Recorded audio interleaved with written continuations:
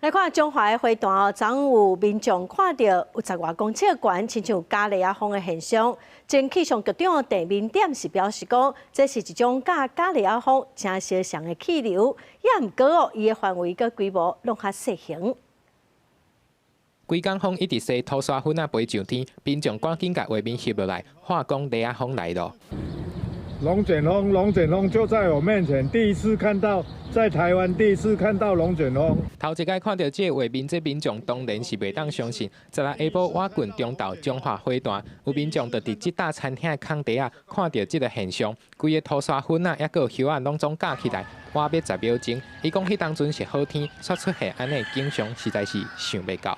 拄好来无，拢还未来，我倒来看这场桂花，要来偏一远，现在向用怎？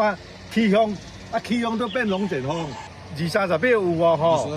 我都有怎存档起来。突然的啊，这种突然的啊。前气象局长陈明典讲，这号做丁光风，看起来哪参像是雷亚风，毋过这毋是雷亚风的一种。两款产生的原因嘛无同，丁光风产生的主要原因是因为大日头照在土骹，我郡土骹的空气快速升温造成的。 它跟地面的加热密切相关，就是要白天这个加热，地面相较于我们的空气变得就是温度差距很大的时候，这是一种直接的热空气的对流，不需要凝结但是这个空气一定要。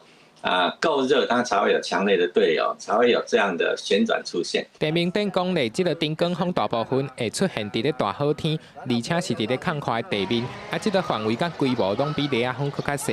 有当时会甲一寡营业还有物件架起来，受可能造成伤害，建议民众嘛是爱保持距离。记者综合报道。